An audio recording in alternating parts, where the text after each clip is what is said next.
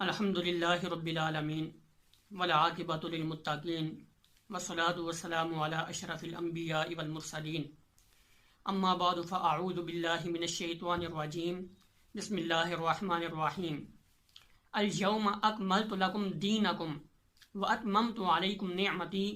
ورضیت لکم الاسلام دینا۔ صدق اللہ العظیم۔ اللہ رب العزت نے حضور علیہ الصلاۃ والسلام کی ختم نبوت سے دین اسلام کی تکمیل فرما دی اور بنی نوع انسان کو حضور علیہ الصلاۃ والسلام کے وجود کی صورت میں اپنی آخری نعمت عطا فرمائی۔ اللہ رب العزت نے قرآن مجید فرقان حمید کے اندر ارشاد فرمایا، الیوم اکملت لکم دینکم واتممت علیکم نعمتی ورضیت لکم الاسلام دینا۔ آج میں نے تمہارے لیے تمہارا دین مکمل کر دیا اور تم پر اپنی نعمت پوری کر دی اور تمہارے لیے اسلام کو بطور دین پسند کیا۔ حضرات عظیم وقار، قرآن و سنت کے ذریعے اولاد آدم کو ایک مکمل ضابطہ حیات دے دیا گیا ہے، جس میں نہ کسی اضافے کی ضرورت ہے اور نہ کسی ترمیم و تنسیخ کی۔ دین کی تکمیل کا مطلب واضح طور پر پیام حق کی تکمیل ہے، کیونکہ اب وحی کے ذریعے ہدایت آسمانی کے مزید نزول کا سلسلہ باقی نہیں رہا، کیونکہ اب قیامت تک کسی نئے نبی کے آنے کا امکان نہیں، اور ہدایت کے لیے آپ علیہ الصلاۃ والسلام کا اسوہ مبارکہ اور سنت مطہرہ ہی کافی ہے۔ لہٰذا اب اگر کوئی نبوت کا دعویٰ کرے گا تو وہ نصوص قرآن کی خلاف ورزی اور معلومات الہیہ سے بغاوت کا مرتکب ہوگا۔ حضرات جی وقار، حضرت ابو ہریرہ رضی اللہ تعالی عنہ فرماتے ہیں کہ حضور علیہ الصلاۃ والسلام کا ارشاد گرامی ہے کہ میری اور مجھ سے پہلے نبیوں کی مثال ایسی ہے جیسے کسی شخص نے ایک خوبصورت مکان تعمیر کیا اور اسے اچھی طرح سجایا، لیکن مکان کے کسی حصے میں ایک اینٹ کی جگہ چھوڑ دی۔ لوگ اس کا مکان دیکھنے آتے اور اس کی خوبصورتی پر داد دیتے اور دریافت کرتے کہ یہاں اینٹ کیوں نہیں رکھی گئی۔ تو حضور علیہ الصلاۃ والسلام نے فرمایا، میں وہی اینٹ ہوں اور سلسلہ انبیاء کا اختتام کرنے والا ہوں۔ حضرات گرامی، حضور علیہ الصلاۃ والسلام کا ایک نام عاقب ہے، جس کا مطلب ہے سب سے پیچھے آنے والا، یعنی جو سب سے آخر ہو، اس کے بعد کوئی نہ ہو۔ حضرت جبیر بن مطعم رضی اللہ تعالی عنہما اپنے والد سے روایت کرتے ہیں کہ حضور علیہ الصلاۃ والسلام نے ارشاد فرمایا کہ میں محمد ہوں، احمد ہوں، ماہی ہوں کہ میرے ذریعے کفر کو مٹایا جائے گا، میں حاشر ہوں کہ لوگ روز محشر میرے بعد اٹھائے جائیں گے،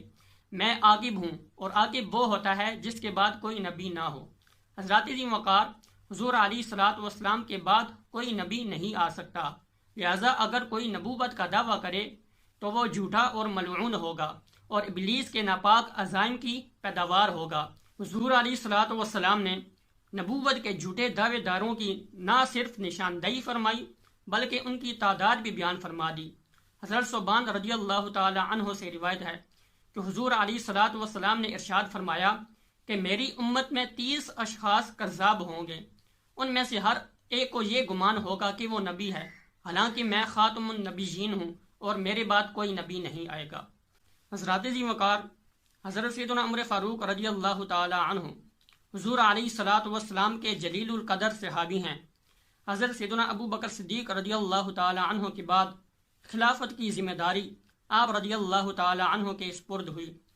حضرت سیدنا عمر فاروق رضی اللہ تعالی عنہ کے مقام و مرتبہ کا اندازہ اس بات سے لگایا جا سکتا ہے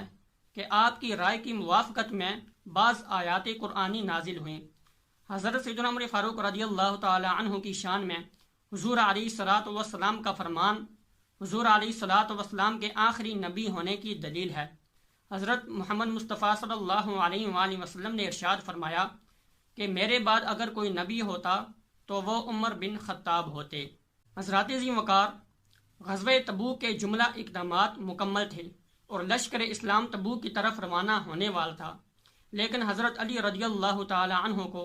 لشکر اسلام کے ساتھ تبوک کی طرف روانہ ہونے کی اجازت نہ ملی، تو حضرت علی رضی اللہ تعالی عنہ برگاہ نبوی میں ملتمس ہوئے اور عرض کی کہ یا رسول اللہ صلی اللہ علیہ وسلم،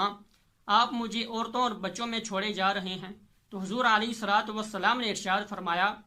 کہ علی، تم اس بات پر خوش نہیں کہ تم میرے لیے ویسے ہی ہو جیسے حضرت ہارون علیہ السلام موسیٰ علیہ السلام کے لیے تھے، مگر یہ کہ میرے بعد کوئی نبی نہیں۔ حضرات جی وقار، جب حضرت موسیٰ علیہ السلام کو طور کی طرف 40 دن کے لیے گئے تو حضرت ہارون علیہ السلام کو اپنا نائب مقرر کر کے گئے، کیونکہ حضرت ہارون علیہ السلام نبی تھے۔ اسی طرح جب غزوہ تبوک کی طرف حضور علیہ الصلاۃ والسلام تشریف لے جانے لگے تو حضرت علی رضی اللہ تعالی عنہ کو اپنا نائب بنا کر گئے اور انہیں حضرت ہارون علیہ السلام کی مثل قرار دیا، اور ساتھ ہی یہ بھی واضح طور پر بتا دیا کہ اے علی، تم مثل ہارون ہونے کے باوجود بھی نبی نہیں، کیونکہ نبوت اور رسالت کا سلسلہ اب مجھ پر ختم ہو چکا اور میں ہی آخری نبی ہوں۔ ذاتی جی وقار، اللہ رب العزت سے دعا ہے کہ اللہ تعالی ہمیں حضور علیہ الصلاۃ والسلام کی ناموس پر پہرہ دینے کی توفیق عطا فرمائے، آمین یا رب العالمین۔